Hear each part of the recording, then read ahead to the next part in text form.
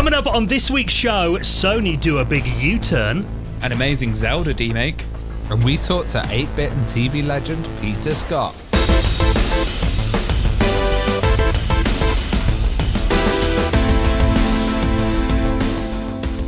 The Retro Hour podcast is brought to you each week in part with our incredible friends at Bitmap Books. Now, if you're a fan of the original Game Boy, or maybe just discovering the wonders of Nintendo's million-selling portable system, you need to check out Game Boy, the Box Art Collection, a vibrant celebration of some of the finest ever cover artwork for the monochrome marvel that kickstarted the handheld games industry. You can check that out and lots more on their website at bitmapbooks.co.uk. Hello and welcome to the Retro Hour podcast, episode number 272, your weekly dose of retro gaming and technology news with me, Dan Wood. Me, Ravi Abbott. And me, Joe Fox. And a very warm welcome to our weekly roundtable chat all about retro gaming, bringing you up to date on what's been happening in retro gaming and tech over the last 7 days, and then bringing you an industry veteran on the second half of the show. And that is really what this podcast is about, isn't it? Taking you back to the days when you got home from school and couldn't wait to get on your Super Nintendo, or going game shopping for Commodore 64 games on a Saturday with your mates, and collecting and keeping those systems alive today. Yeah, totally. I just love games. Bottom line, we love games. That is the bottom line. And there is kind of a theme that runs through what we do, I think. The fact that a good video game is a good video game regardless of when it was made. Because, we were talking about last week this story about Sony that we're going to pick up on in a moment because there's been a big backtrack. But I think the point of that, the fact that they were going to discontinue all of the PlayStation 3, the Vita, the PSP stores, and really a lot of people online have been saying these are still good games. Mm. And to me, it's kind of like, watching a movie from the 70s or 80s, I can enjoy it just like I can playing an old video game or listening to an older piece of music. Just because it's a few decades old doesn't mean that it's not good anymore. You know what? That's literally how I try to describe it to people. When people ask me about my hobbies or whatever at work, and I say, I'm really big into retro gaming, they go, oh, what's that? And I say, I always say, your Sega. And they go, oh, I had a Sega when I was a kid, and they go, oh, why'd you play them? And I'm just like, well, it's the same as if you listen to a song from the 80s or the 90s, or if you watched a film from the 80s or the 90s. And every now and then you get, those heathens who go, I don't like old films. I don't like old-fashioned films. I only watch new films. And I'm like, all right, mate, sado. But it is the same as that. You just hit the nail on the head there. It's what's the difference in listening to, Thriller by Michael Jackson or playing the Mega Drive? What's the difference in terms of age? Do you know what I mean? It takes you back to a time period as well. Everything that was associated with it, and stuff like GamesMaster and, the Big Breakfast and kind of TV and culture of the time. And, we have all these memories associated with it. And this week's guest is an absolute legend and actually worked on GamesMaster and the Big Breakfast. I like what you did there. That was very smooth, Ravi. Yeah, now today we're going to be joined by Peter Scott. Now, Peter is a really interesting guy.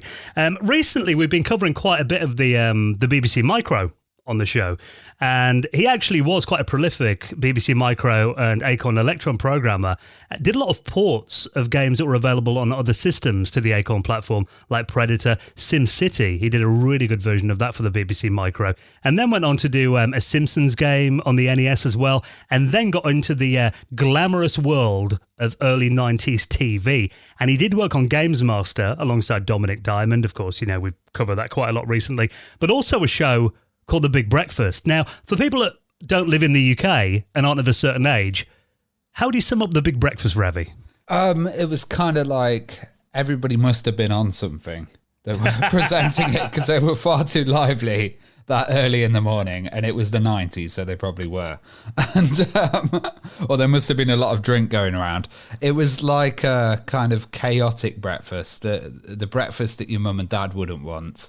And you could watch it on TV, and it was very naughty, very rude, and there were lots of shows like that. We had TFI Friday as well, which was that nearly got taken off air because that was before the Watershed, and they were very rude as well and stuff. So it's this kind of period of bad attitude, crazy kind of stuff, and it's amazing going from being a BBC Micro developer then going into like one of the big cultural shows and then doing crazy stuff as well. Like he started working for Live TV, which was one of these digital TV channels as well, and they had some absolutely mad stuff. But the thing that really fascinates me about Peter Scott, this week's guest, was him working on SimCity and actually porting that to the BBC. Like, what a challenge it is to actually fit SimCity on the BBC and get it all working and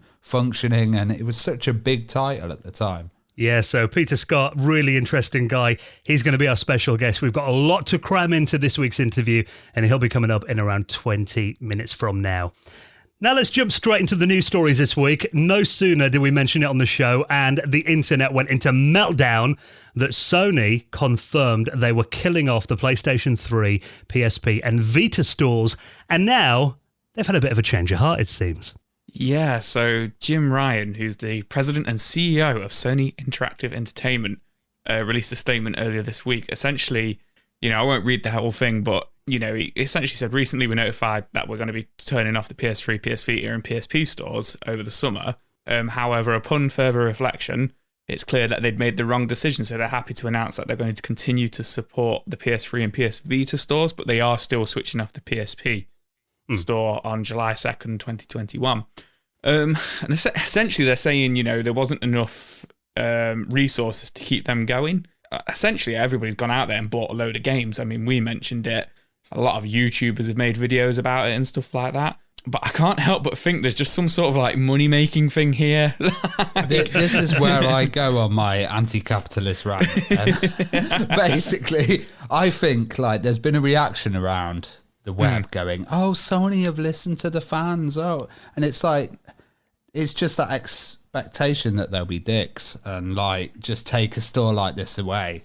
Or, it's like they chose to take it offline, and it mustn't cost that much compared to the amount of money that they're making. And surely it's only a few servers on like Amazon web server or something. Well, that's what got me, because in the statement he says, the idea was for them to move focus and more resources onto newer devices so they could bring us more, better things for PS4, PS5 and the next generation of VR, it literally says. And in other words, go out and buy a new console. Yeah, and it's just like Ravi says, and literally what you've just said there, Dan, it's just like, really, is it really costing that much to keep it running? Do you know what I mean? Like, or is it literally like only a couple of sales were being made a day on the PSP and PS3 store, and now all of a sudden like 1 million sales have probably been made? Well, there was a video Metal Jesus Rocks did, which was like, go out and buy these games because they're going to disappear. And I reckon a lot of people went out and bought them. And then the dollar sign started going in Sony's eyes again. And you know what? I was moaning about that, like, not specifically him or anything like that, but I was moaning to my friends last week saying, all these YouTubers have jumped on the bandwagon. They're saying, oh, go buy these games and stuff. But actually, I did like Metal Jesus' video because he said, go buy these games which are super expensive and never came out, in America or the UK, and only came out in Japan. And if you want to buy it physical, it's like $500. So I get, he was like, go buy it for a $5 now. But yeah, it's just I could interesting. be wrong, but I think like, what is the cost here? Like, bandwidth wise, if you want people to download the game slowly and you're not rinse your bandwidth, then you can just slow it down a bit. And, everybody's on internet services where they're not paying per minute. So, yeah, I don't quite get why they want to turn the stores off. Maybe, like you said, it was to push people into the direction of another console or to another store, or maybe like buying the new versions of the games on the PS5 or whatever. Yeah. The one thing for me, I've seen a lot of outcry about this, and for a lot of people, especially people who may, a bit younger than us, who maybe the PlayStation 3 was kind of one of their earlier systems, suddenly realizing that, games on digital stores are not permanent, and how you are at the mercy of these companies that can flip the switch. And to a lot of people, it's kind of brought the idea of video game preservation to the front of mind over the last week, I think, which is, obviously an important point. But then I'm looking here, the fact they were going to turn off the PS Vita, and I'll link this list from Metacritic in our show notes. There are actually 5 games that came out on the PS Vita already this year. The latest one only came out last week. Astro Aqua Kitty came out on April 15th. So the fact that they were going to turn it off when games are literally people are still producing games for that platform. And it's sad that this is now the exception. This has become standard that all these stores get turned off, and when it doesn't happen and they listen to demand, people suddenly go yay, and it's like no, it shouldn't be standard. I think as long as these companies are making a lot of money, they should keep all their services open and not kill the old hardware off like that. Yeah, 100%. And like you say, it kind of rolls into the next thing we were going to talk about as well. Does it drive up the cost of the physical releases for those consoles? Yeah. For the PSP, the Vita, and the PS3.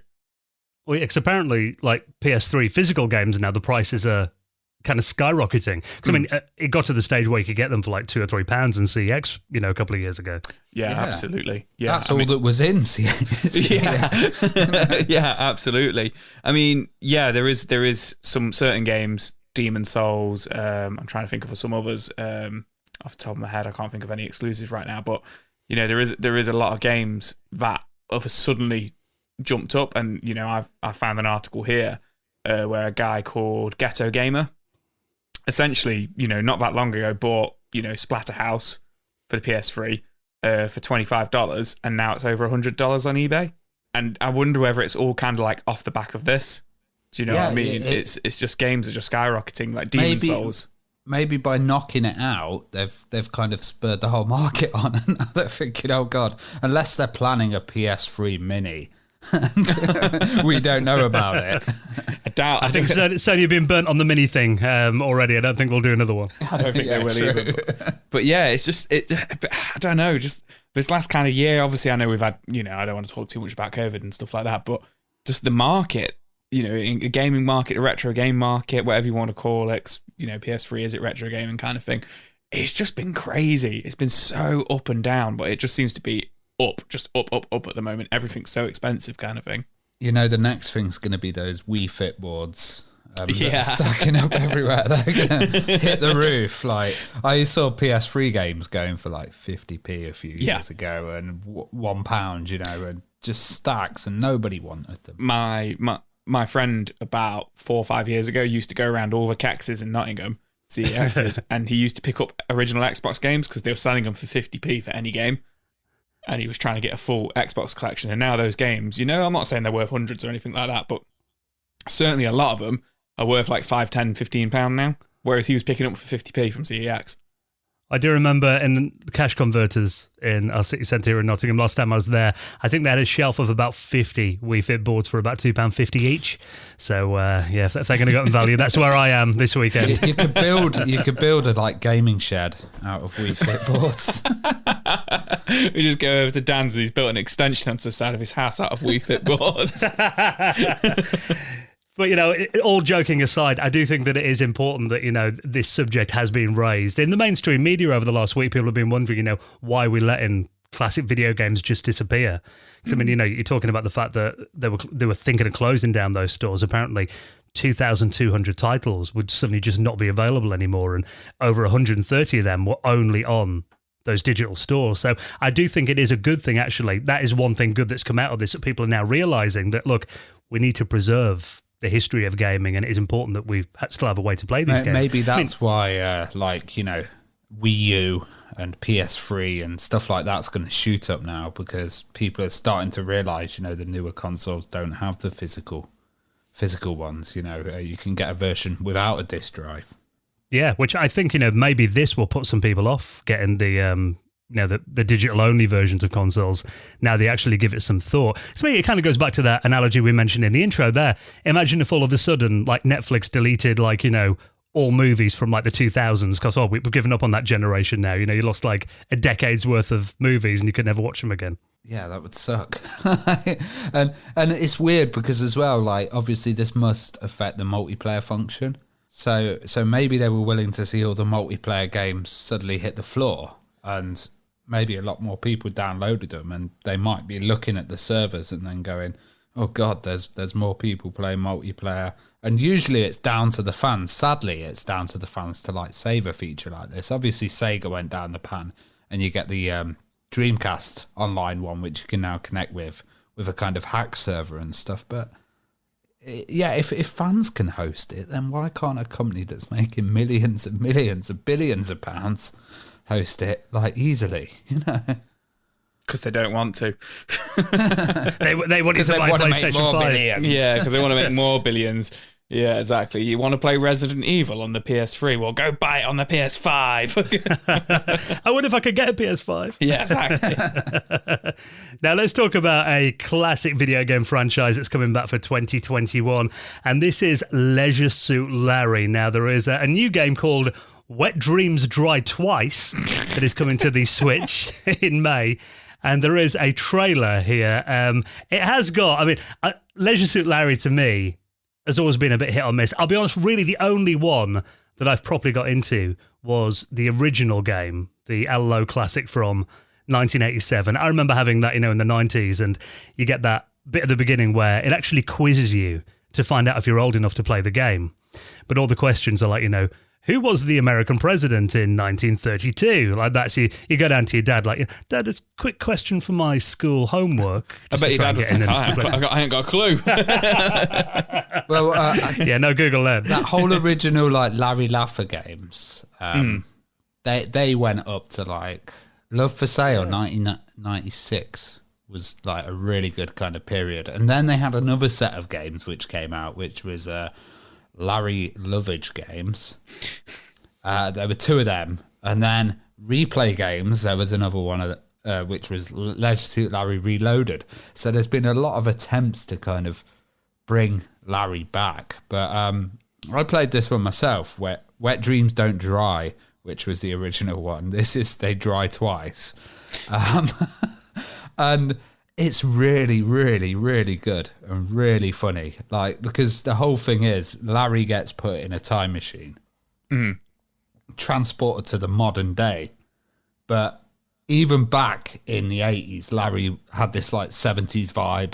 He was uncool, and now he's even more uncool because he's entering a world with feminism, with apps, with there's a dating app called Timber.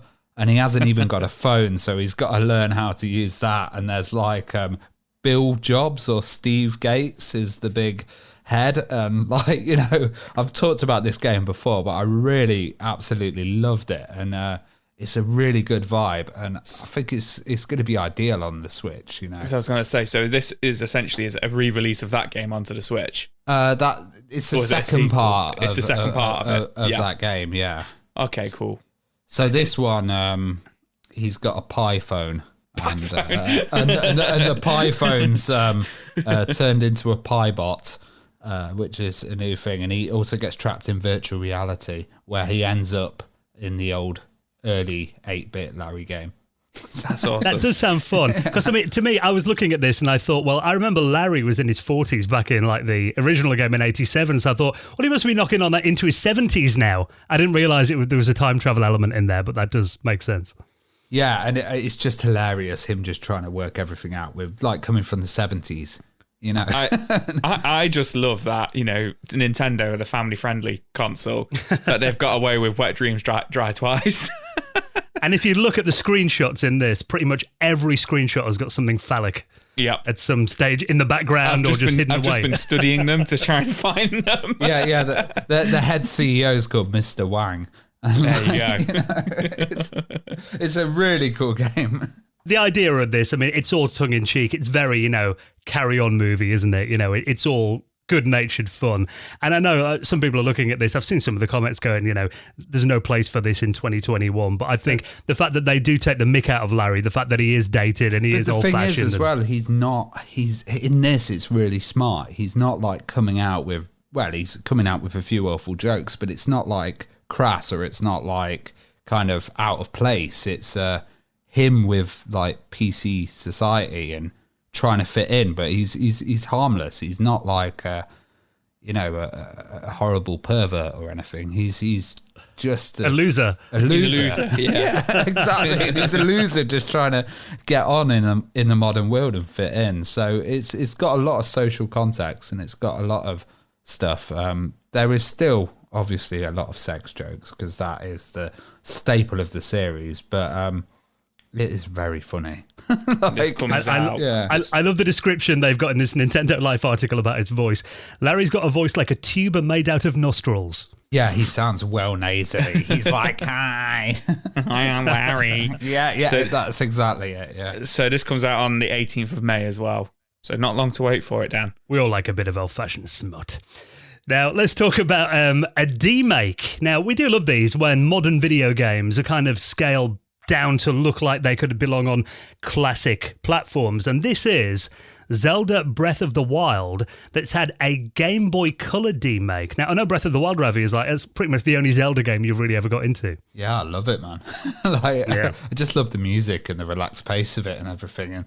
And also the fact that for the whole blooming game, you're trapped halfway on the plains on this mountain bit, and then you have to get out into the plains and stuff. And looking at this, they've got it sectioned off with that big annoying wall, and you have to get past everything and then get on it. And I was just listening, and the music sounds really nice as well. Oh, this is the music, yeah.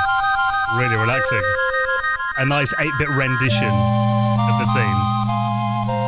And this is actually all done by one guy, a developer who goes by the name Ohana Studios, who's ported this to look like a Game Boy Color version of Breath of the Wild.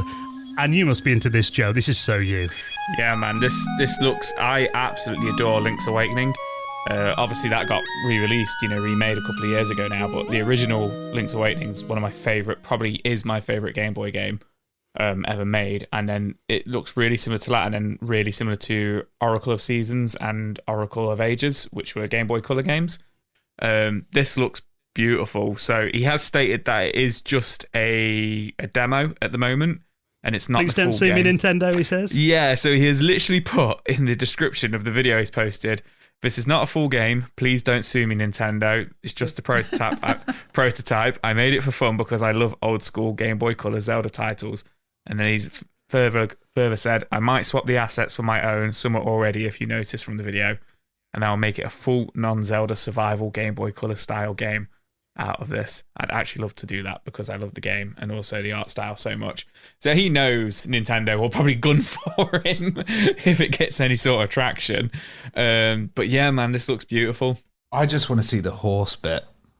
He Yeah, needs to get yeah. a horse. It would be good to see little clips of what he's doing and kind of developing this. But it's a really nice idea. I love demake games. Yeah, man, it's really nice. It's just a 2-minute video at the moment, but like you say, he's mainly in the plains, and he's got that big wall, that big drop, kind of cutting it off and stuff. But it'd be interesting for him to carry on, see what he does with it. And if he does get the whole stop making it from Nintendo, like he says, he'll just take his own assets, and it'd be nice, to see something like this on limited run or something. Yeah, I mean, that's kind of the thing we were saying last week, isn't it? About these kind of Nintendo fan remakes, that if you can disguise them, maybe you can make it a Zelda game to get the publicity.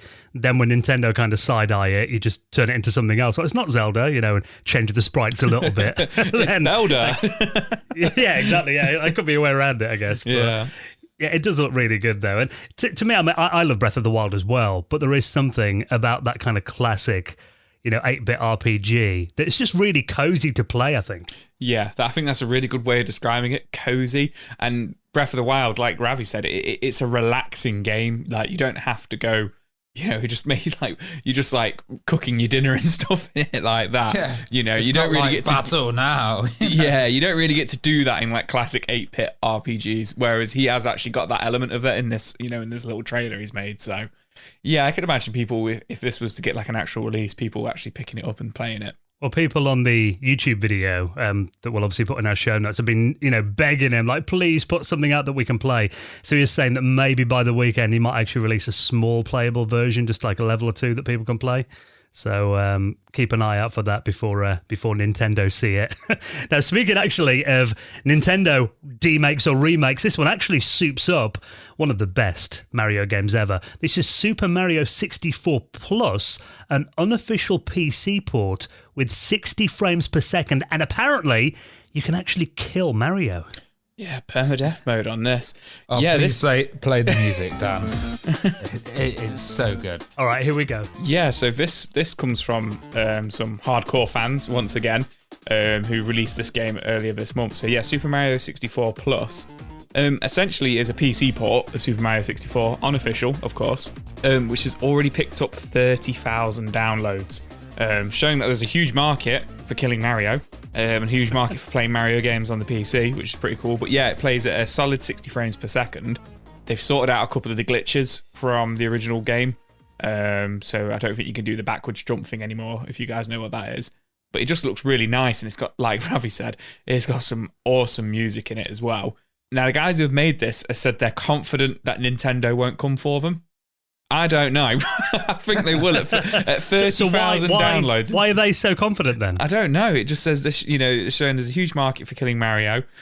What have they said here? Blah, blah, blah, blah. Since there aren't any official Mario games on the PC, they reckon Mario 64 isn't a direct threat. There you go. Is that what they've said? Yeah, that's okay. Optimistic. That is really optimistic. I don't know.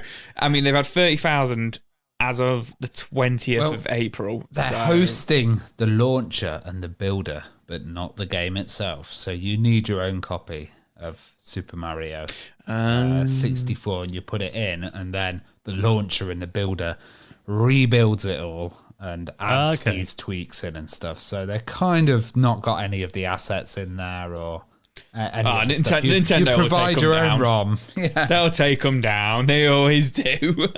It is interesting because I think, we've talked about it before when people love a game that much that they want to kind of soup it up and make it, give it a new lease of life and fix the things that were wrong with the original game, which I think is an awesome thing to do. And I think they've made the right choice there then, Ravi, if that's the way it works. If you actually need your original cartridge and all they're doing is kind of giving you a way to play that cartridge better, I guess. Yeah, I rather guess than kind of like ripping it all. It's a PC engine and not the console PC engine, but an engine for the PC. And they'll obviously be adding the new features and that will be done in the build. So maybe they can do a port that would be a modified ROM for the original console N64 or the Wii U. Come on, I'd love to see one. But it's a cool idea, and I've not really seen many of these ROM hacks and stuff. Maybe there's a standard engine for actually creating these things in, but it says here, it's got the bug fixes, optional extra modes as well. Continue the level after getting a star, improved camera angles as well, and more responsive controls, which seems good, yeah. Yeah, and the fact that it doesn't contain any of their Nintendo copyrighted assets, I guess, a very wise way of doing it. That's one thing when you get to the 3D era. I mean, we've seen it with other platforms as well. The fact that these are all kind of, polygons and textures, you can actually upscale them and make them look like modern games. And, this running at 60 frames a second, it looks amazing. And you can run a texture pack on it as well. And I think they're saying that they've got a custom texture pack as well. So that might be quite cool because they're probably replacing the assets then with other textures and stuff and then using the original mod to add stuff in there. Yeah, wise way of doing it. So fingers crossed this one will stay up. And it is available for download now. Maybe Sonic is more your thing, though. Some fans have actually built a 3D Sonic game using Dreams. Now, what's Dreams? Dreams? Is that the program that was on the PlayStation? It was like this PlayStation creation program for creating games. Yeah, from what I understand, we're just doing this from memory because you actually told me about it last time we mentioned it. It is essentially, like you say, it's like an open source game engine, which essentially you don't have to kind of pay for or register that you're a games company trying to buy Unreal Engine or something like that. But yeah, this has been made on the PS5 version of Dreams. Essentially, it looks like Sonic Adventure, but really, really nice, like maybe the nicest version of it we've ever seen. But Dan, you compared it to one of the more recent Sonic games. I can't remember which one you said it was. It's Sonic Generations. Sonic Generations. The 3D bits of that, yeah.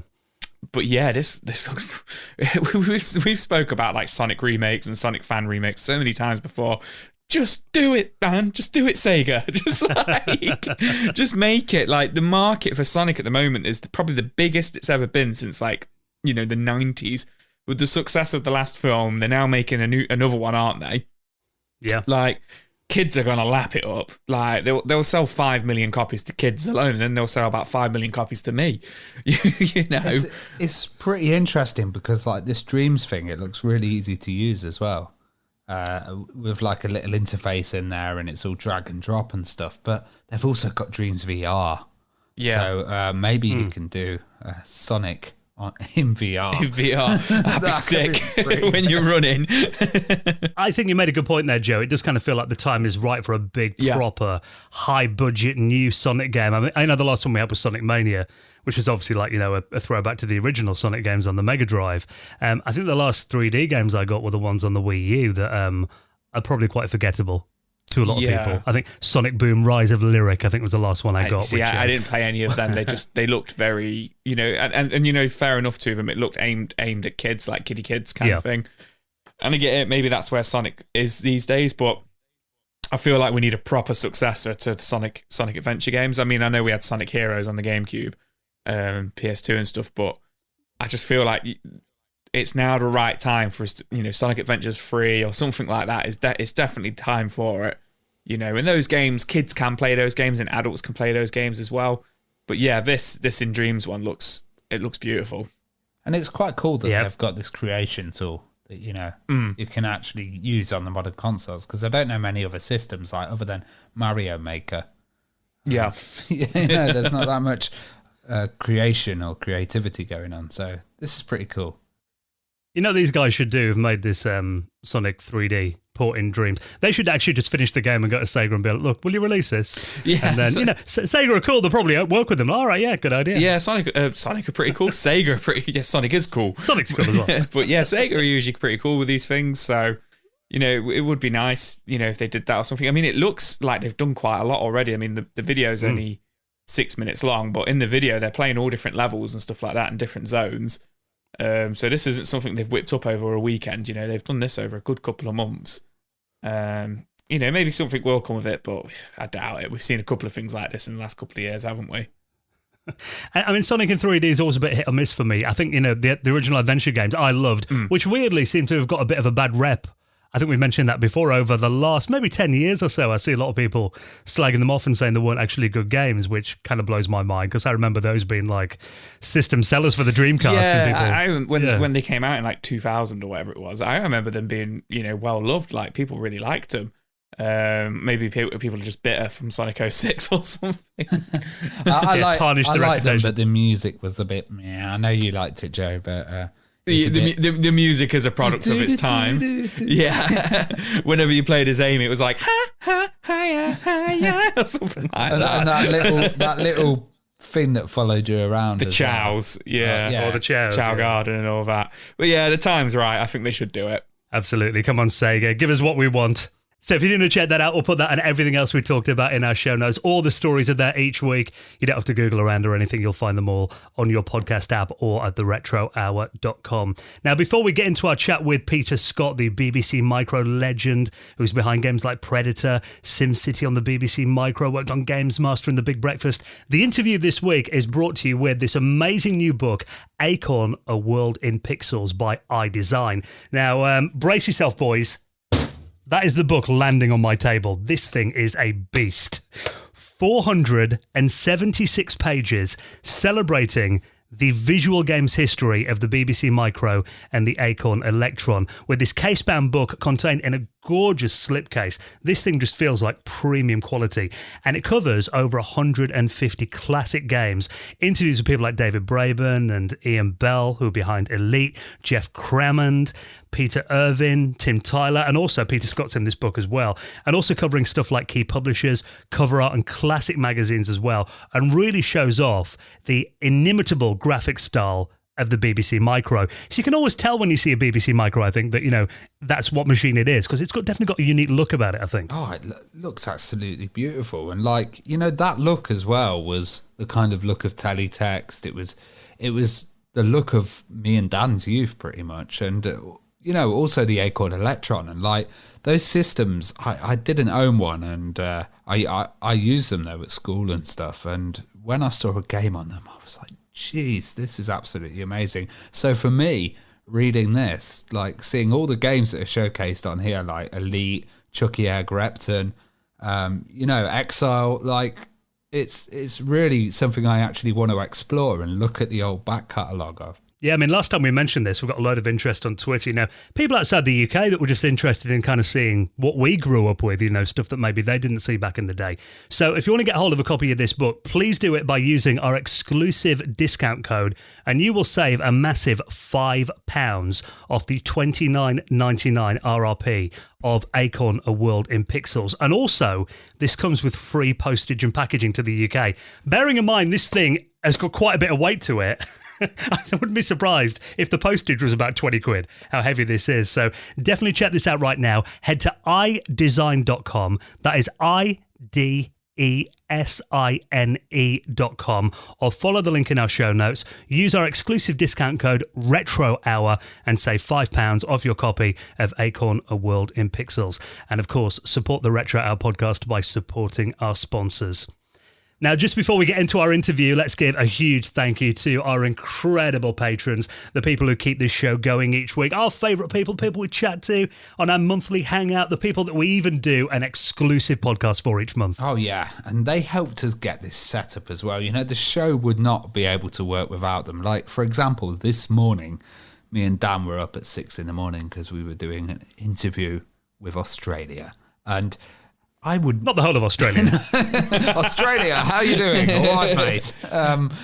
I just think it's fantastic because we didn't have the flexibility to do this before. And with the Patreon support, we were able to buy these studios and then kind of, just fall out of bed, get it done. I wouldn't have been able to get into Dan's work. I don't even think it would be open at that time where we used to previously record. So it's just amazing to have the support of you guys, and you guys get something out of it too as well. Yeah, I mean, the last 12 months, have been challenging for everybody, obviously, but really, we can't overstate enough that this podcast probably wouldn't be going today if it wasn't for the support of our patrons. We couldn't have continued doing it when our studio got shut down last year. So thank you so much for your support. And of course, you do get access to the Retro Hour After Hours, a new episode of which should be out next week. We're going to record another one soon. Another Patrons Hangout coming up as well. You also get a lot of other bonus perks in there. Get the regular podcast early, get it ad-free as well. And really, you can then tell your friends, that podcast Retro Hour, I make that happen each week. And we will give you a mention in the most prestigious high score table in the world of retro gaming, the Retro Hour Hall of Fame. Like this week, a big shout to other Retro Matt, John Treholt, Rob Fairfield, Joe HD. Oh, Joe, you've gone high definition. And Wilburn McBain. Now, our Joe's only standard def. Yeah, this is Joe HD. You don't want Joe me in SD. HD. So thank you so much for your support, guys. If you'd like to do the same, you'll find it on our website at theretrohour.com. Right, next we are joined by 8-bit legend and TV superstar Peter Scott is our special guest next on the Retro Hour podcast. You're listening to the Retro Hour podcast, and it's time to welcome on this week's very special guest. Now, we have been covering a lot of programmers from the Acorn scene recently, a system and obviously machines that were really, really popular in education and the machines that we all really wanted as a kid, even though they were quite expensive. And today we're going to be talking about some of the best games that were on the Acorn BBC Micro, and also some interesting television work that our guest this week has done over the years as well. So let's welcome him to the Retro Hour podcast, Peter Scott. Hello, Peter. Hello there.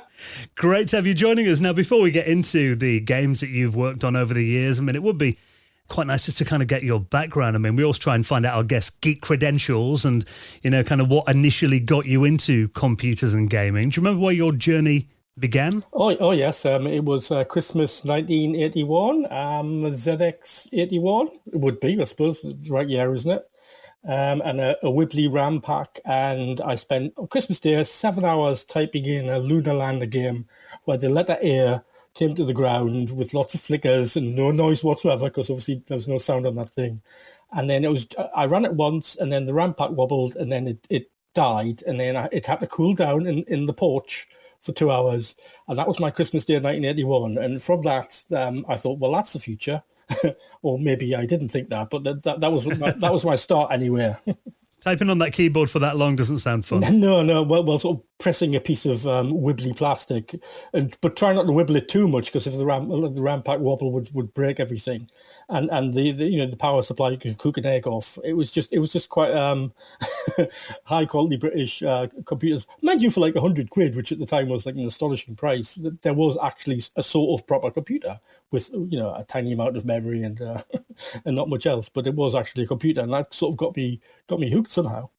We've heard so many developers talk about that RAM pack wobble, just losing stuff, Well, my dad, like being a very practical engineer like he was, got some gaffer tape, which obviously solves almost any engineering problem whatsoever. You could sort of stick a tile to the space shuttle with gaffer tape, and that stopped it wobbling, but obviously I could never remove it again. A lot of people use blue tack, so that sounds more advanced than most of us did. I think it would get quite hot and melt, and then you'd end up with sort of blue tack soup on the table as well, so it might not be that bad. Well, what about like games on the platform then? What were those games that really captured your imagination? Well, initially, I mean, being a poor northern lad, I couldn't really afford many. I mean, I had like a tape like ZX Spectrum Games 1, but it was far from things like Jetpack and the Ultimate, Attic Attack, all those fantastic games I turned later. They were quite primitive to begin with, especially in black and white and with no sound. The hardware was pushed a little bit later on. I mean, there's a chess program in 1K, which is quite an achievement, but there wasn't much. And I learned programming just because you used to buy the magazines and type the programs in, and then I eventually realized, well, this is a bit rubbish, and I sort of learned by osmosis really what the commands did, like learning a language, just speaking it and whatever. And that's where I started to fiddle with other people's programs, and then went on to write my own. Were you influenced by any of the arcade titles and stuff at the time? I was influenced by sort of anything that was around, really, because it was very new at the time. It was sort of just emerging, and dodgy blokes in the back of magazines selling things they'd written in their bedrooms. It sounds like a crime nowadays, but and what happened after the ZX81 is that I saved up some money and bought a slightly better machine, and basically I had almost every sort of 8-bit computer in the first 2 years. Like I had about 16 different computers, because they all died, because they were all unreliable. I didn't encourage any of them along a bit when I got bored of them or anything. That wasn't something that ever crossed my mind. But I had Oryx and a Lynx and a VIC-20 and this endless Dragon 32 and a Tandy TRS-80, and I had all these different computers, like some of them secondhand, some of them new. And I used to see games on every machine, because, having had every machine, I saw the games on every machine. So I tried to write my own games that looked like some of the nicest games on the machine I had. Taking inspiration from a different machine, and so I became sort of aware of all the different sorts of games on the different machines. So, and basically the brightest and shiniest and nicest looking thing I'd try and write on the current machine I had. Obviously, I'd fail most of the time, but you have to learn somehow. I guess when you went into the video game shops, you had a huge choice then with all these different machines. Yes, I mean, I got, for some reason, I bought my computers from Boots, the chemists, which had just started selling them in Newcastle at the time. And so, I take it back and say, well, my Oric 1, the enter key on the terrible little like keyboard that was like pills rather than actual keys, it's stuck underneath the thing, and the woman behind the counter was used to giving pensioners their prescriptions, just sort of went, "Oh, I'll give you your money back." It seemed to be the easiest thing to do. So there wasn't what you call much support or service or anything. But I always wanted a BBC Merry-Go, but I couldn't afford one. Again, mine is kid up north, no money. And it was I got into the Acorn stuff through the Acorn Electron, which was the cheap, slightly cut down machine. So that's how I got into the whole Acorn thing. Yeah, because I got an Acorn Electron quite later, actually. I remember, I think my dad got me one, like off a friend in about 1995, very late on. But I'd always had an interest in the Acorn machines from school, and, like yourself, could never afford them. Mm-hmm. But the Electron was actually, it gave you quite a lot of the BBC experience, didn't it, at the lower cost? It did. I mean, if you sort of respected some of the hardware stuff, I mean, in the 4-color modes, like sort of mode 5, the sort of the chunky but 4-color mode, it was about as fast, and it had the same amount of memory. Everything was in the same place. The sound wasn't quite as good, but it was still passable and better than lots of machines. And the thing, for a machine of that time, it was quite quick. Especially running BASIC, it was much quicker running BASIC than some of the others were using machine code. So it was a very capable machine. It didn't have things like teletext mode, which I can't. I never particularly used much. And if I want to look at teletext, I could have looked it on the television. And it would actually change occasionally. But and in the high color and high resolution modes, the speed halved, which from a game's point of view was slightly difficult to cope with when you're dealing with an 8-bit machine. So I stayed clear of those modes because of that. Also, it left you with like sort of 7K of memory, which was even less than the 16K you had with the other modes. So it was still. And of course, the mechanical keyboard that I imagine was a lot nicer than typing on the ZX80. Oh yes. The keys actually moved. It's like a luxury, actually a luxury. So you mentioned that you typing in these listings for these games. How did you get into making games yourself? And I actually heard that you then managed to get your own listings published in magazines. What kind of happened there? Well, again, I think the first one was like sort of a snake game, like a Nokia phone type thing. But I'd seen it on the VIC-20 on a grid. It was written by Jeff Minter, who became famous for Llamas and Commodore 64s a bit later. But it was just a snake game on the grid. But the great thing was the new stuff. So I typed the snake game in, then made a grid and thought, well, that's vaguely different. And then I thought, well, you know what? That's good enough to be in a magazine, because I typed lots of them in. So I just sent it to a magazine and they printed it. And I got a check for 100 quid. I thought, oh, that's nice. They got some cheap content. People got games for nothing. It filled up 9 pages or something because it was quite a long program. It was just in BASIC, but and that was sort of the first thing I did. That, and so that's where I bought my Electron with that money. I'd used a friend's machine. I bought my Electron with that money. So it sort of and when the money I got from magazines, I would spend on getting a better computer. Sort of investing in the inverted commas business, which wasn't much of a business back then. But and so it was just a case of, and then I'd see other games, and I saw Attic Attack, I think, on the Spectrum, and thought, well, I'll do a version of that. So I did a 1-screen version of that and sent it to a magazine. And eventually the magazines would ring me up and ask, oh, have you got a platform game? Have you got something like that? And I'd say, oh, well, I might have in a week's time. And I sort of started to work for the magazines and their publisher companies, just writing stuff. They would ask for stuff, or I'd have an idea for things. And that was how I got started, really. So that was how you kind of got your first games released by a software house, really? It was, yeah, like by the publishing arm of the magazine companies who put a few together and released well, eventually, I mean, they released the things commercially on cassette after I'd sort of got my first game with a proper publisher, if you see what I mean. And they went back through all my old games, and the Peter Scott trilogy, a hilariously named and comedy-fronted sort of cassette tape with 3 rather, like, the bargain price of $1.99 for 3 games was some of the magazine games, and they did a few of them. But from there, I wanted to sort of try and break at the proper sort of software stuff. And a mate of mine who lived down the road, Gary Partis, he wrote a game in 3 weeks before doing our GCSEs and earned £2,000. And to a 16-year-old, £2,000 back in 1980, whatever, that was a hell of a lot of money. And I thought, well, I'm about as clever as him. I could probably do something like that. So I thought I'd give it a go. And it took a little bit longer than 3 weeks, but I did get there in the end. Yeah, because I mean, meeting someone else that was into computers, I know that you and Gary, your kind of journey went from there, didn't it? He worked in the industry as well. He did, yeah. We sort of accidentally. I mean, we never, apart from at school where we did our computer studies A level in the same class the first time that they taught the A level, and Gary wrote a networking thing to share one disk drive between 30 computers, which just shows you the amount of 30 computers with a lot of computers, but the disk drives were more expensive. It's just a floppy disk drive between 30, and I wrote a word processor, and the Northumberland Education Authority bought it off us. I think they paid us 150 quid each. And it was used in every school in Northumberland for about 5 years. So they got a bargain too, But I got an A for my A level, that's Gary. So that's the only time we actually worked together. But we're sort of mates at school. And then, he started work for a company and I ended up working for the same company. So we ended up traveling like down to London to see the company and stuff together. And, we sort of worked together, worked for the same companies anyway for quite a while. And it was just handy. He's a better programmer than me. And I was a bit more, of the ideas and trying to make things a bit more playable. So, we had sort of complementary skills, really. Well, what were your early experiences like with software publishers? Mixed, I have to say. I mean, again, dodgy blokes on the backs of magazines. There were like quite a few sort of wheelers and dealers who would sort of, promise you the earth and then nothing would sell and you get no money and things like that. But on the other hand, the foundations, I mean, towards the majority of my sort of game stuff was published by Superior Software, who were based in Leeds and run by two brothers, Richard and Steve Hansen, who are just lovely, straightforward, very professional.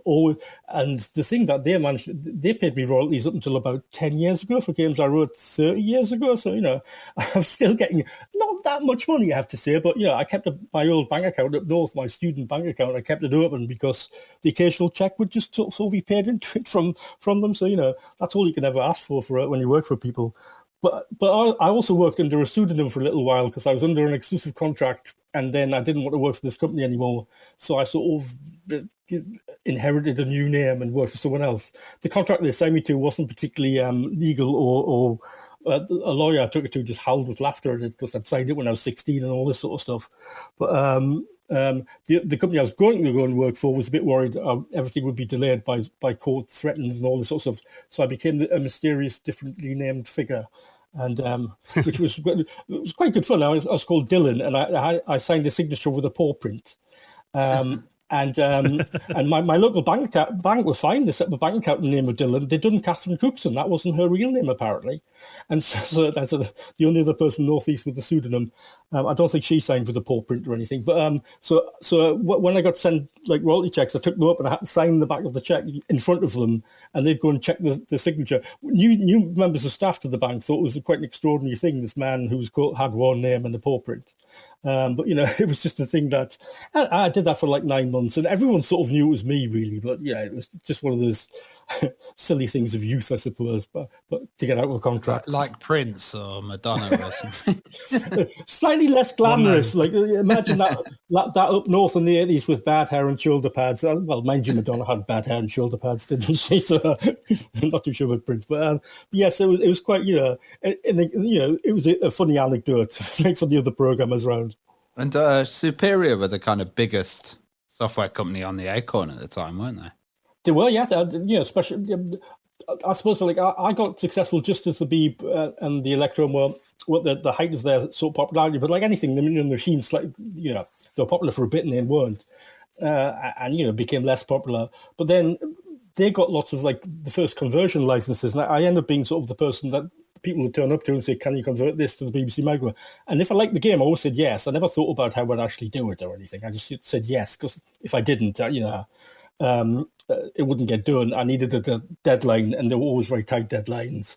So I ended up converting lots of very big games, like trying to squeeze them into much less memory, especially like later on when games from the Atari ST or the PC or whatever, to squeeze them into the 20K maximum that I had was a challenge, shall we say.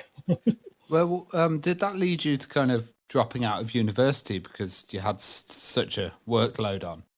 Well, yeah, because I'd taken a year off uni, sort of a year before I went to uni, just to sort of like try and make a go of this programming lark.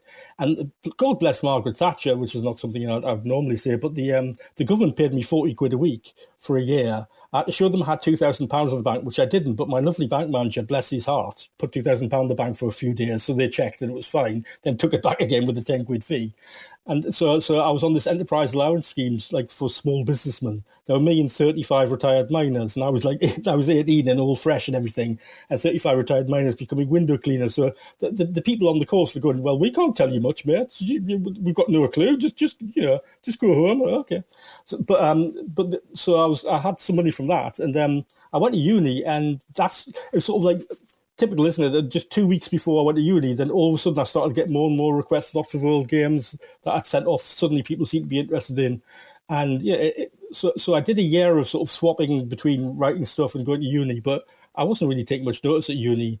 And the final straw was they told me I wasn't a very good programmer. I should do physics or pure mathematics.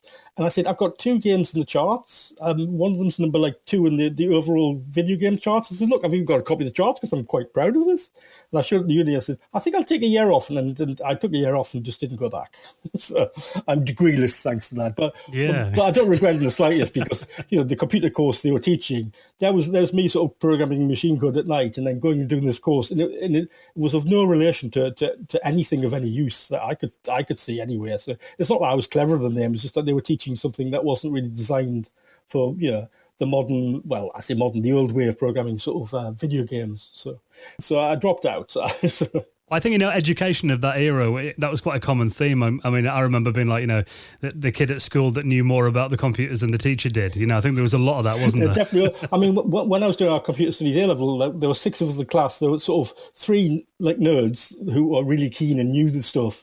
The teacher was quite new at the stuff, but he was a lovely bloke, and we sort of helped him out a bit. But it seems like we had to do a past paper for the A-level, and there was only one, so we did it twice. And then the education authority was a little bit confused that I scored 162% or something on that. But I'd done it before, so I kind of knew what the answers were. And a lot of marks came from the projects. And again, we helped the teacher out because he was learning too. It was quite an interesting thing, sort of sharing the burden with the teachers almost. So, mind you, the word processor I wrote, the teacher offered to test it for me, and he was writing a book at the time, and he typed 40 pages of his book in. Then I realised there was a bug in the program; it only saved the first letter from each page. Oh no! Oh no way! Luckily, he didn't fail me or hit me or anything, but he was a little bit jittery the next day, I have to say. Well, I mean, focusing on the Acorn market for games is quite interesting as well. I mean, it's obviously back then it was quite a niche gaming platform, in many ways. Yeah. And a lot of kids would be like, I want to program on the C64 or the Specky. Why did you decide to stick with the Acorn market? Well, initially it was because it was quite, it had a great basic that was fast and was, built in and very easy to use. And you could also just drop in little bits of machine code. You could just, put little brackets around and type the commands in, which was very unusual. I don't think any of the machines had that. So it was a good way to get into the, the machine code, like bare level programming stuff that you sort of had to do to write anything that was vaguely sort of commercially playable as a game.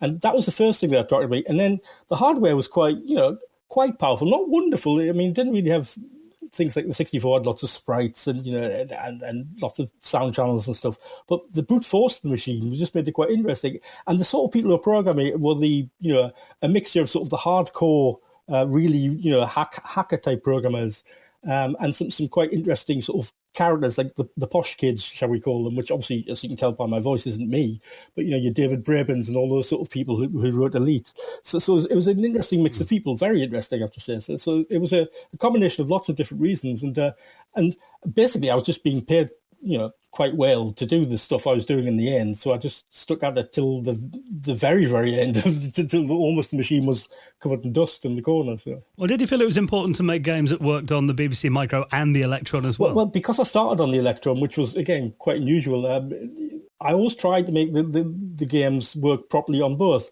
I'd worked out a little techie way of sort of running the same program on both, just by limiting a few things technically, and using a certain screen size and a certain format. I could basically 99% of the program would work on both machines, and because I didn't use the very high resolution modes, because you'd end up with not enough memory for the game. It would run fast enough on both of them. And so I went to, the people I was working for, I said, look, if I limit the screen like this, if I do this, I can do an Electron version. It'll not cost any more money. It'll hopefully sell a few more copies, and it'll be as good as the BBC version, because often the Electron versions were a bit cut down, or they have garbage on the screen because there's hardly any memory, and and they'd look a bit rubbish. And I, out of pride of sort of coming from that part, I thought, well, I should really sort of do my best. So even up until the very end, I was doing the Electron versions as well as the BBC versions. Just it was a few thousand extra sales, so that didn't hurt anyway. Well, as well as doing your own games, you worked on conversions. Like, which one did you prefer developing? I love the creative process of thinking something up. I mean, the first game I did for Spear was called Spy Cat, which was based on the Spy Catcher book, a British spy who'd sort of, retired and written his memoirs. I don't think Electronic Arts would do an international game like this anymore. But and he was in court in Australia, and there was all this sort of fuss in the press. So I just thought Spy Catcher, Spy Cat. Okay, so I did a little cat in a Mac. And a funny hat, and he was a spy going around Downing Street and stuff. It was a little platform game, like quite good fun. So I did enjoy the creative process like that. On the other hand, the conversion stuff was more of an intellectual thing because things I wouldn't program myself, I had to program to make these games work, like 3D stuff, which is really hard on an 8-bit machine and all that sort of thing. So I enjoyed the sort of the programming challenge of that. So it's a mix of both. The conversions also being big names. There was big, nice adverts and stuff. The media was, it was covered everywhere, and also it helped the BBC Micro and Electron owners who felt a bit left out of the big commercial games market. It made it just seem a bit more like we were getting all the good games too. So from a sort of just a snobbish point of view, I quite wanted to do that just to get those games to come out. Well, what was the process of creating games for you then? Did you have any specific sets of tools that you'd use? Towards the end, I'd sort of written my own basically because there wasn't really much around. I mean, there were a few bits and pieces, but I had my own sort of level editors and sprite editors and that kind of thing. But it was often, just down the pub thinking up ideas with a couple of mates or just throwing stuff around. I wrote a football game because someone said there's no good football game where you can actually play the game and do the management side. You can do the management stuff or the player stuff. So I wrote one that combined the two together. And mind you, I was as good at football on video games as I am in real life, as in rubbish. So and I'm perfectly well aware of that. But again, that was it sold quite well. It got great reviews everywhere, and people really enjoyed it. So. And I did do a lot of cutesy, platformy, sort of explory, puzzly sort of games because those were the sort that I really liked playing. So I just ended up writing quite a lot of them. And it was the most popular genre, I suppose, at the time. Probably a lot on a lot of the machines. It still is. So you did Predator as well. That was a huge license. What was it like working on it? That was one of the it was a last minute thing, and it turned up. I had 4 weeks and 3 days from start to finish to do the game. I was sent a copy of it on the Commodore 64 and nothing else. It was a cassette copy. So I loaded it on 64 and played. I had no idea what was going on towards the end when the little dots zoomed in. I hadn't seen the films, which I watched the film. It was a little even more confused, but because the games didn't seem to fit with the film whatsoever. I just got on with it, and I finished it. I mean, I didn't sleep much for about 4 weeks. Red Bull hadn't been invented back then, but it was just coffee. And I didn't think it was... technically, it looked okay. I got parallax scrolling in it, and I copied everything, apart from the last level, which I couldn't understand, so I just made a one-up myself. And it was released just before Christmas, and it's sold by the bucket load, because I had Arnie on the cover, and, a big license and everything. But again, the company was licensed off, I don't think they ever even loaded... They sent a copy, but I don't think they ever loaded it up. They just got a nice fat check for it. So everyone was happy. I got a little annoyed in some ways, because I thought, well, it's not very good, and it sold really well, and I shouldn't complain. By the day, the pay rate then must have been astronomical, because it sold so well, and I was paid royalties on every copy. I was like, oh, okay. But part of me, my young, naive sort of wanting everything to be as good as possible, part of that died when I did that game, I have to say, because, I'd written much better games before and afterwards, and they didn't sell quite as well. And, and it sort of slightly, well, it put me in good stead for working in commercial television, shall we say, which I did later. Well, that's the thing then. I mean, the power of having a license. I mean, it was kind of new to gaming then. Obviously, Ocean kind of took it and ran after that. But I mean, I guess a lot of the time, these companies just wanted that license on something because they knew people would buy it. And, really, it didn't really matter whether the game was great, I guess, to the publishers, but obviously to the people buying it. Yeah, it was just the big names, and Predator was a movie as well, which again those things were it's funny, like when I was working on GamesMaster, the TV show. I was working with a guy called Richie Wilcox. He'd written Airwolf for Ocean, and it was quite, and I'd actually nicked the tune from Airwolf to put it in a different game. I played it backwards because I was always having trouble with music. I have absolutely zero musical abilities or propensities, or in every single way. I sing flat. I've got no, and in those days, obviously, no one else did anything. You just did everything yourself, from designing the cover to writing the music, the graphics, and all that sort of stuff. And I had such trouble with music, and everyone always howled at how bad the music was in my games. And I used to get public domain tunes and play them, like literally play them backwards or miss every other note out or speed them up or slow them, just desperate to try and get some sort of noise out of a computer that didn't sound dreadful. And it's quite funny. Yes, you nicked that for your platform game. It's like, so it's odd. I did work with someone who'd also been converted. Those ones were looked at very closely by all the TV companies, and I wrote a Nintendo game based on Krusty the Clown. Like, so as you can imagine, there was Fox and the Matt Groening and all these high executives in the States, and there was me in my bedroom up north in my little miner's cottage, just trying to explain on the telephone that no, I can't use any other yellow. Nintendo only has 2 yellows, and they're both wrong. Well, I mean, you did another game, another System 3 game, actually, that you converted, Last Ninja 2. What was kind of the story there? It had done very, very well on the C64, and it was like a 3D. And I think it was the first multi-level, multi-load thing that I did, which was good fun. Although, again, because you sort of did everything yourself, playtesting through on a cassette to all 165 levels or whatever, it took 8 hours to get to the last screen. And of course, there was a bug on the last screen, and I nearly went mad for 2 weeks just loading this thing in. I have to play it all the way through just to get to this bit where the guy would fall through the floor.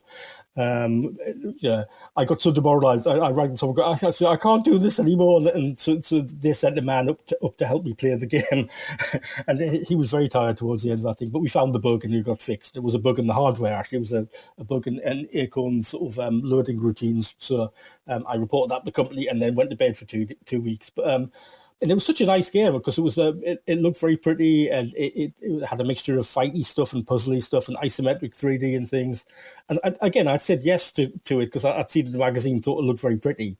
And then they did the usual thing of just the game turned up with nothing else. But luckily, I'd bought every computer magazine going, and one of them had a huge sort of, cut out and keep map, which I used to base my games on magazine information more than anything I was sent, really, because again, the time was tight, and the information that would eventually turn up, but it would always be incompatible. Graphics from one machine to another, you couldn't actually use them because they'd be the wrong format, the wrong size, the wrong shape, and so if you're sent a disc on an Amiga, like to try and get that onto a BBC Micro via what? The Leeds? No, that'll never work.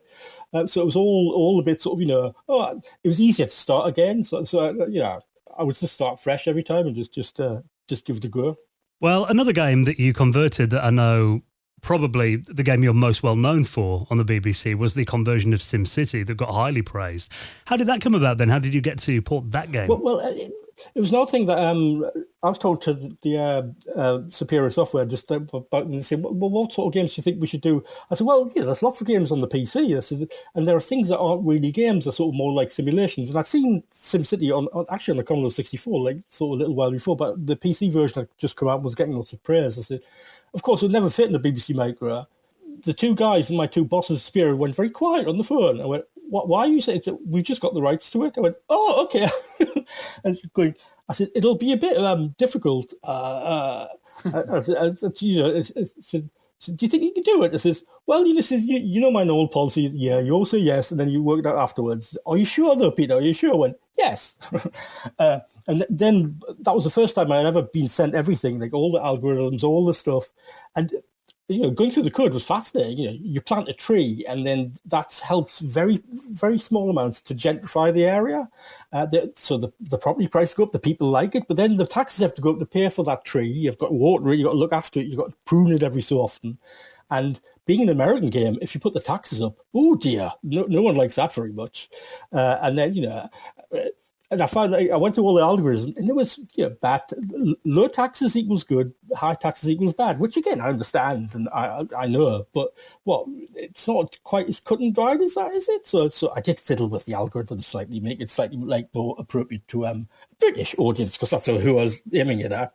But again, I worked rather hard on that, and people just were like looking at me going, "Are you writing whatever?" I still kind of even today. I have dealings with tech companies that rhyme with frugal and Maple and other such companies. And the icon for an app on the Mac is 7 times larger than all of SimCity on the BBC Micro, just like a standard icon. And that's, and I had 150 icons in that game. So, it's quite hilarious how little memory there was to fit these things in. But I got there in the end. Lots of stuff sort of happened by osmosis. It's sort of things that I didn't directly connect together managed to somehow connect themselves together. So maybe it's a bit fortuitous, maybe it's just sort of a bit random, but it worked at the end, and I was very pleased with the final product. We even got Godzilla in there, so that was all right. It's good getting the disasters in there, definitely. Did Will Wright kind of talk to you at all, or yes, did you have yeah. any communication with? Yeah, I was talking to them. It was via the European license was held at the time by Infogrames, the French company. So I was talking to, occasionally a French person would bring up, and my very bad Geordie schoolboy French wouldn't really help very much. They'd be more confused than if I just spoke English to them. But I spoke to Will Wright a couple of times, like just asking a couple of more specific, algorithmic questions and about the disaster things, which were totally random. So it was quite an interesting sort of conversation about that, and they were very helpful. And and he got a BBC Micro sent over to have a look at it, and he sent me a very short letter, which I did have friends at the time, just like saying, like, "Brilliant, well done. How do you fit it in that much memory? It's tiny." so I was quite pleased with that, because before I did sort of things like SimCity and stuff, I consider myself a competent programmer, but I was, there were other people who were technically much better than me, who knew hardware better, who could, program right down to the metal better than me. I could get by, and I tried to make games that are playable and looked as pretty as possible, and because that's what I kind of thought games should be. But after I did SimCity, I was a bit chuffed. I thought I'd done something a little bit better than most. You did another Infogrames game as well, which was Hostage. Well, that came. It was like a package deal. It was like it used to happen sometimes with the conversions. You get like a big title you wanted, like SimCity, but there'd be another game that maybe wasn't as big a name. Well, can you do that one as well? And you can get both of them. And I'm sure there's like some sort of business reasons why that worked more efficiently for both companies. But Hostage was like, it was quite a. It had a 3D maze part. It had sort of a swinging on a road part, and it had a platform game part. But luckily, I'd written those 3 genres of games before, so I could like dust off what you'd now call a game engine, and like what then I called bits of program lying around in the cupboard. And I could sort of put the whole together quite quickly. So it was it was reasonably efficient from everyone's point of view. It was a really interesting game. It was like even though it was written by some bloke in his bedroom up north, it sort of came out quite French. So I was pleased with that part.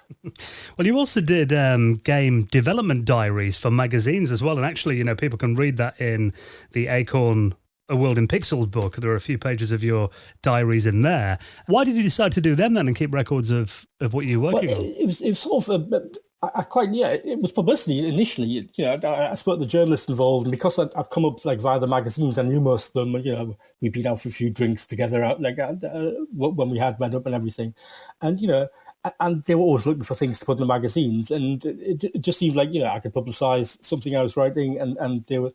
But also, I was thinking sort of longer term. I'd always sort of thought I'd wanted it to be inverted commas a writer. I didn't quite know what about, but I just quite like the whole process of writing and stuff. And this was a way to get things published, and so I did that. Got things published. That got me sort of known within the magazine. So I would then start writing another thing. I started write reviews of weird late night satellite TV shows in a sort of a comedy style for satellite TV magazines. So and then I got some work for the Guardian and for magazines in London. So it was sort of a stepping stone just to do a few different things. So I was ending up, watching TV and being paid for that. So I was quite pleased with being paid to watch telly. So the diaries had started off just, they'd ring me up, they knew me, so they and often they said yes, and didn't have to come up with the stuff. So it was quite I enjoyed it though. I really enjoyed it. It must be interesting all these years later to look back on them as well at the process that you're working through. Embarrassing more than anything else. Especially ones that come with pictures of me with my amusing comedy perm and humongous glasses and, oh dear, fashion up north, 1985, not a nice look. But yeah, it's all there. And, I kind of know that stuff from the past. Well, nowadays with the internet, it never goes away. But but pictures keep covering up for me. It's always the same three terrible pictures, and because there was no good pictures in those days, and no digital software to edit them or anything. So it's quite. It's a little bit sort of, oh god, not that picture again. But I read stuff, and because it was 35-ish years ago. So my memory falters. And then I read stuff that reminds me of the strange circumstances that happened, or the odd things that happened there. And so that's it's all a record of the past, isn't it?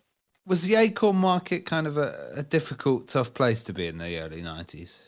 Yes, yeah. I mean, it was a sort of it wasn't dying instantly, but it was just one of those markets where you could tell that there wasn't much time left. And I kept I was offered other jobs. I learned how to program the Amiga and the PC. Everything in those, again, early 90s PC stuff was, VGA and purple and cyan and 400 different graphics cards and 300 sound cards. And it just seemed like, I'd been used to writing on one machine with a few variants, and it was all very, very confusing and very, very nasty. So, yeah. So I stuck it out. And to be honest, the Superior software made it sort of possible to earn enough of a living to make it worthwhile. So I kept going, and they kept offering me interesting projects. The conversions were quite interesting. So I just kept at it. But it was early 90s. It was starting to get. I was thinking, well, in a couple of years' time, I'm not going to be able to pay my mortgage, even though my house had cost £12,000 because it was the olden days. So I was just thinking, and I started to look around for some other things to do. So and I did a few other programming gigs. I wrote some business software, which was a boring thing in the history of the world. And it paid very well, but I wasn't that interested in the money. There's some things I would rather not do. And I managed a small team of programmers up north, which was quite an interesting time. One of the programmers had to fake his own death because he owed some money to the tax man. But yeah, and it's a... Oh, wow. We had to hold a pretend funeral. It's all a little bit, sort of frat boys, sort of silly blokes up north. And I was technically their boss, but not really because they were all mates. So there was, much mucking around, and lots of very good games got written somewhere in the background. So towards the end, it did get very difficult. And Superior, they were about the only people still creating. But nowadays, there's I think there's probably more people writing games now than on these machines than there was in the early 90s. There's just me then, I think. But now there seems to be a huge retro community, which I didn't really know anything about until very recently. Yeah, you must have been one of the last guys at Superior doing games, and I guess I think it was. I was definitely because they had this bunch of SimCity, and there's a couple of other things I did afterwards, and there's some talk of converting some of my original stuff to different machines, which I looked into.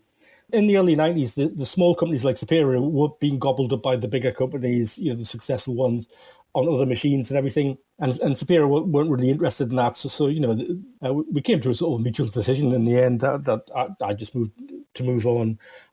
But the great thing was that it had a very, very long tail. Things like SimCity just kept selling and kept selling. Not in very big amounts. I couldn't live off it, but it certainly paid for a few nights down the pub, even 20 years later. So I raise a glass to them getting right to that one. Yeah, I think every BBC micro owner bought a copy of it, I imagine. So yeah, that's the thing when you got a small market, but people are still quite keen, on games, especially games they can see on other things. They want to feel included in everything. They do sell, and they could charge a little bit more money because they didn't sell as many, but they were still selling quite a few thousand of original titles and stuff, and a big title would still towards the end sell 20, 30, 40,000 copies. So that's, as long as you don't spend forever writing it and have a team of 100 doing 3D graphics and $100 million budget or anything like they do nowadays, then you're okay. I'm quite interested as well when you mentioned that you worked on platforms after the Acorn. You mentioned the NES there. Tell us a bit more about this Simpsons game then. How did that come about and what was kind of the story with it? What was that game? One of the companies that I'd worked for in my early sort of days on the BBC Micro or Digenic, they had a game called Rat Trap, which was like one of those lemming style games where you sort of herd a bunch of rats around and they all move independently and everything. And via a very strange bunch of coincidences and trips to America and all sorts that I didn't really know anything about at the time, that Rat Trap game became Krusty's Super Funhouse on the SNES and on the Commodore Amiga.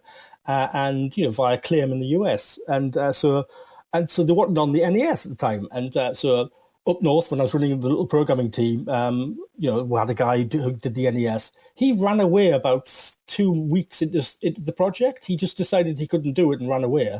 And me having run the whole place, I said, well, there was no one else to do it. So I thought, well, I know the process behind all this. So I took the development system home and all the books and sat there and puzzled it out. And then the Audiogenic flew in another programmer person to help me out. And he ended up being a genius who sort of knew the Nintendo upside down and backwards. And so I ended up doing all the algorithmic stuff, and he ended up doing all the programming stuff. And we made quite a good team. And it was like 3 very intensive months of working. The Americans kept paying us more and more money to try and finish it on time because they wanted it out. And we were working our asses off, but we worked we worked harder. But every week's delay was seeming to pay us an extra 50 quid a week. So it became almost comedic, the stuff at the end. We finished exhausted and everything. The game came out in the States, won awards, did very well over there. But in the UK, the NES was sort of the SNES had just come out and was taking over. So no one released it in the UK. I was a little bit disappointed. I'd written a game, and The Simpsons was new at the time, and it was the most fabulous. 700 episodes in, it's still going, but it's it was the most fabulous thing. And I spoke about Groening a couple of times. When he wasn't shouting at me about the wrong colour yellow, he was a very, very good and very, very interesting bloke. And it was quite a thing. It was later on in my TV career, I worked on big co-productions with American companies. And I can say things were a little bit more corporate and awkward, whereas that was really good fun. I really enjoyed it. So it was an interesting process. Yeah, and obviously, back then that was right in the middle of, Bart Mania, early 90s. I remember being a kid and, we had Sky TV and my mates had all come around to watch The Simpsons. It was such a hot property back then. Were they quite protective about what you could and couldn't do with the characters? Were they kind of up to Disney level where they have all these rules? They did have a bunch of rules, but I think because they were slightly anarchic, the whole idea of the program was a bit naughty. Bart was the anti-hero. And because this was Krusty mainly, it had the other Simpsons characters in, but only in minor roles, and there couldn't be any speaking because you couldn't use the voices and all this sort of stuff. So it's mainly Krusty, and they had the right to do anything they fancied with Krusty. Because that's when I found out that Homer was supposed to be, in the original series, Homer was going to be revealed to be Krusty the Clown at the end, because, and if you think of them, they look very similar. And that was a little thing, little Easter egg they put in that they decided, after it was commissioned for the opening season, not to bother with. But that was mentioned at the time. So I thought, well, we're writing a game with Homer in it, who was always the coolest and stupidest and best character. But no, they were fine, actually. It was just about that pesky colour yellow. That was all that they really bothered about. Oh, yeah, I remember even doing an assembly at primary school, and they sat us all down and said, this is a really good new TV show, and showed us The Simpsons on a small television, and we all sat there engrossed.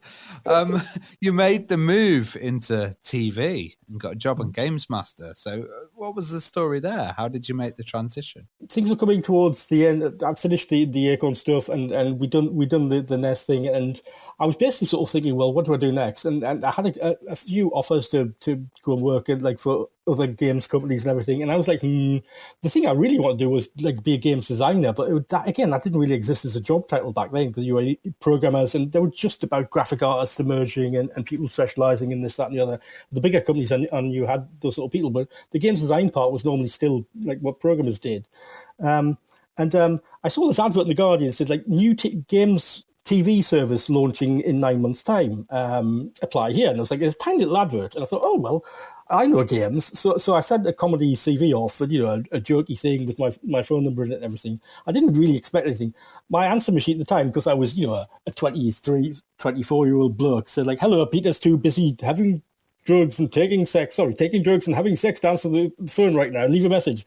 And this really strange woman left a message going, if you're taking drugs, I'm not employing you. Come for an interview anywhere. I assume it's a joke. I have no sense of humor. I'm from New Zealand. So I rang back then, very late at night, just thinking I'd get the machine. I got this strange woman who was Jane Hewland, the boss of the company who made GamesMaster. She said, come for an interview tomorrow. It's got to be soon. I said, but it's starting in 9 months' time. She said, come for an interview tomorrow. So I did. I had to wait 6 hours to be interviewed after getting with 5 in the morning. She said, right, I don't know quite what I said. It was all a little bit of a blur. I remember seeing Dominic Diamond across the room thinking, there's celebrities here. I must have said the right thing because she says, you start and you start now. There's your desk over there. Offering me a tiny little wage. But, and part of me just went, oh, well, okay, then I'll give it a go. And 3 weeks later, I was writing lines for Dominic to say on the television and Patrick Moore to say as GamesMaster. 3 months later, I was producing a show that I thought up, and a year later, I was head of development for the entire company. So something sort of clicked, I think. And Auntie Jane Hewland, bless her heart, still has no sense of humour. She doesn't live very far away from me, but otherwise, she employed me and give me my break in telly, for which I'm eternally grateful. But my games experience meant I knew some of the people in the games industry. Obviously, having a comedy Geordie accent is quite unusual in television, apart from them Ant and Dec. So people remembered me when I rang them up. My first job was to research cheats. They press A, B, C, D. And I was astonished that the children didn't actually come up ask the questions themselves. You wrote them and gave them to the children. It's like, oh, okay. You took their questions anyway and you researched into them, which I soon found out didn't really happen. But then from there, I was just working in telly. And then the game service that they mentioned was Games World on Sky, which did start 6 months later. And I worked on that for across hundreds of episodes, from live shows to game shows. I employed David Walliams when he's fresh out of university to be in a silly little show where he dressed up like a lady and told lots of silly jokes. And so I apologise to the world for David. No, I don't really. I mean, he was David Walliams is a very unique man. He was always much funnier than he should have been. And he made our show rather better than it should have been. And I'll also be eternally grateful. We had a great old time worked on that show. And then I thought, can we do a sitcom? And Sky sort of went, yeah, if you want. Your budget's tiny. I went, okay. So we made a sitcom with Williams in it about video games because, why not? But GamesMaster was great fun because it was just when it was sort of becoming really popular and there was a bit of money in the budget. The first series there was almost no money, but the second series, and there's a bunch of blokes, most of whom were northern, most of whom were in London, didn't have hadn't worked in telly before, and we had a great old time. It was great fun. Do you have any particular memories of GamesMaster and Games World, like any parts that stood out for you? Well, there are bits that sort of going down to see GamesMaster being filmed and just standing on set and like, wow. And then, I think, who was that? Take That were there, but they weren't really very famous. They were just this, this strange band who wore rubber and stuff. It was quite an odd thing. And Dominic Diamond was a great old chap in that, we were down the pub at lunchtime and in the evening. So that slightly makes it more difficult to remember. I was put in charge of Series 3, which is when Dominic had decided that being sponsored by McDonald's was not something that fitted with his morals. And so Dexter Fletcher was the presenter for that very strange series. And we filmed the first part in Oxford Prison. And I was always, the children were going to fall off the balconies and down into the atrium. And we filmed 13 episodes there. We went back to film the second 13 episodes, except they recommissioned the prison, so there's prisoners in it. So we couldn't really film, so we had to film somewhere else with no notice. So it was a nightmare of logistics to do. But it was good fun, and Dexter was a great old chap, and now he's a Hollywood director, isn't he? But just like sort of the vague things of, just writing amusing lines about vague celebrities turning up, Vic and Bob and all sorts of people. And Games World was like this little show that used to get 1 million viewers every night on Sky 1 at 6:30. It was on every day. And we used to get letters from Bosnia, from the British troops who were over there before it was scrambled and became digital and everything. It was astonishing. And I employed Jet from Gladiators in a rubber dress, who was the games mistress, because obviously I'd worked on GamesMaster, so have to be fair. So we had the games mistress, and she wore this tiny little rubber dress, and I had to puncture repair kit because it kept bursting. She's very popular with the audience, as you can imagine, and she made lots of innuendos. Her first line was, "Welcome to my little slot," she said, smiling to camera. And she was fabulous. She had no idea about video games, to be honest, but she was great on camera. And I had a right. They let me do what I fancied doing, so. And then I went to live TV and did Bouncing Dwarfs and Topless Darts, and Head of Stupid Ideas was my actual job title. I mean, you can't get you were responsible for those then. I apologise in every single way for everything that we ever did. And that went on to Channel 5 as well, didn't it? On the early days after live TV. Yes, it did. We did the weather in Norwegian, where the lady in an evening frock would tell you the weather in Britain in Norwegian, then tell you the weather in Norway in English. I mean, I don't know why that was not my idea. Stuttering newsreaders, that was another thing we did. It took rather a long time for them to read a 2-minute news bulletin, but it was a silly sort of jolly little cable station, and hardly anyone watched, and it was people were thinking of silly ideas. I thought of an idea; it would be on air in 10 minutes, and and then it'd be rubbish. Was Sacha Baron Cohen involved in that as well? He was there for a bit of the time, and Richard Thingy off of Blue Peter, and all sorts of people who went on to become proper normal presenters. Also, Esther McVeigh, who I think is a Tory MP now.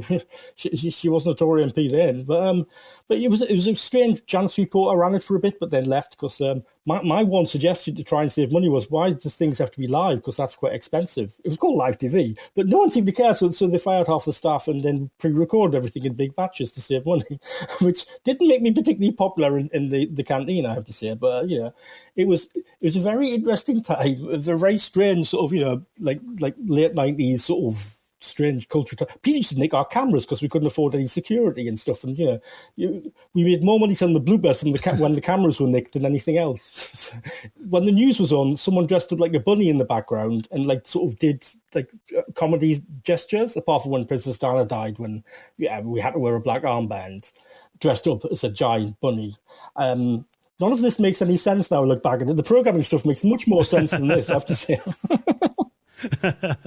One thing I love about your time on GamesMaster as well is you're actually awarded the worst hairstyle of the series, which I thought was quite an achievement when Jazz Rignall was a regular guest on the show. Yes. I've got to say. I mean, that was on the final episode because they filmed me.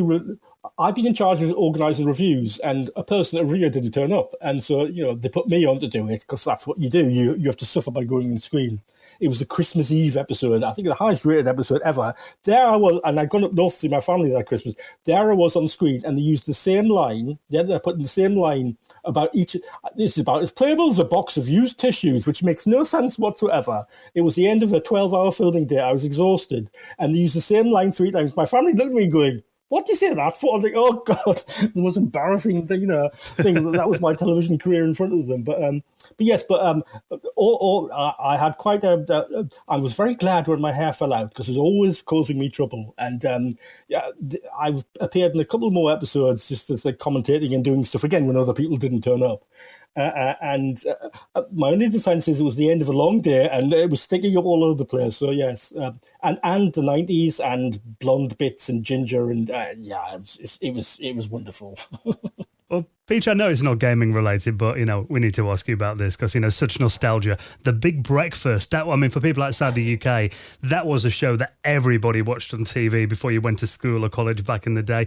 What was your involvement with The Big Breakfast? Well after I'd done Bouncing Dwarfs and had sort of written off my television career, so I'd never be Director General of the BBC after all that kind of thing, I started my own little company. I called it Impossible Television. Someday all good television will be impossible, I said. That was my slogan. And tomorrow's television tomorrow. That was the other slogan. And Plan 24 sort of funded me setting myself up as a company. So we did we wrote some interactive games that were played on The Big Breakfast. A driving game called Skid Marks. You can sort of sense the humour, the level of humour there. And So I went down to Big Breakfast, set the whole thing up, and then we made some title sequences, we did some bits and pieces, like some comedy animation for them, and being the company that made that show, it was a huge show that was just sort of everyone who was at the company was involved with, and so I was roped into helping develop like ideas for it and like audition presenters, because getting the right presenters were always the hardest thing to do. So I remember being down there when they were doing Jenga, dressed up as giant eggs. Denise Van Outen and Johnny Vaughan dressed up and it overran by 2 hours, and they kept it on air. Channel 4 just kept it on air because it was like just Jenga, and it was like it was that kind of fantastic show. So it was great fun. But being that jolly at 7:01 in the morning is quite a difficult thing to do every day. I think you have to be of a certain disposition or drink even more coffee than I drink to be that jolly at 7 o'clock in the morning. Yeah. And nowadays, it's just your repeats of old. The basic idea was it was Saturday morning kids TV for adults every day, which is a great idea, I have to say. And what were Zig and Zag like as well? The man who ran Zig and Zag was one of the funniest, sort of most intense people, and it's just disconcerting because hearing that voice coming out of an actual person and not those two strange puppets, it was quite a thing. But it was one of the first shows that the crew were involved in it and would laugh, and because they couldn't afford an audience, no one would turn up at 7 o'clock in the morning on a cold in an industrial state in East London to stand in the garden or anything. So it was and Chris Evans, I remember we having rather too many drinks with Mr. Evans. He offered me a job when he set up his company and some shares in it, and I said, oh no, I'm not working for you, that won't last.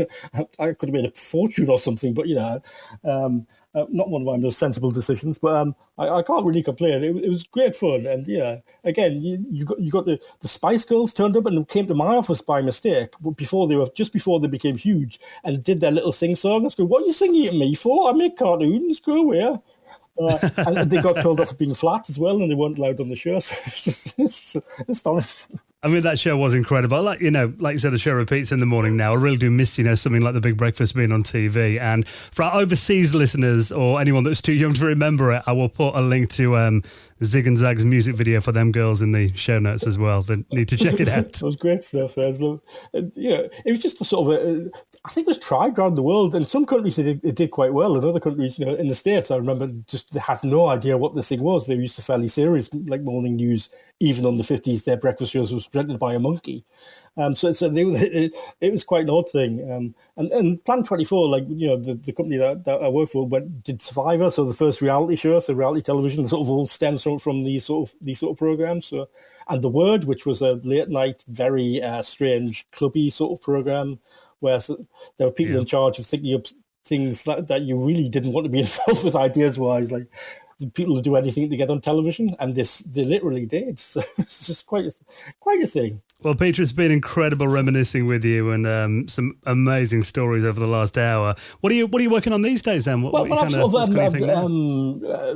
lots of different things, really. I do corporate speaking. I'm the comedy person that after some big technology event will turn up on the Friday afternoon and tell the developers how they don't understand how normal people use their things, and I make some technology jokes. I hopefully suggest a few good ideas here and there that they might quite like. So I do that, and I really enjoy that. It's like being a stand-up comedian, but with better pay. My cat's howling at me. Stop howling, cat. And I've been working on a movie for a little while, and I have to say the movie industry is even funnier than television. It's very good fun. And I write scripts, and I've written a book about television shows, so about as television as you can get, which is hopefully coming out in sort of 3 or 4 months' time. And so I'm working across a lot of projects. I'm having quite a lot of fun working across different projects. Well, Peter, you've had such a varied and interesting career so far, and of course, if people want to read more about it, there is, I think it's about 10 pages with you in the Acorn: A World in Pixels book, so of course that will be linked up in our show notes as well. It's been an absolute pleasure talking to you, Peter. Thank you so much for coming on and sharing some of your stories with us. Well, you're welcome. As you can probably tell, I don't mind talking about myself in the slightest, so that's absolutely fine with me. Thank you for having me.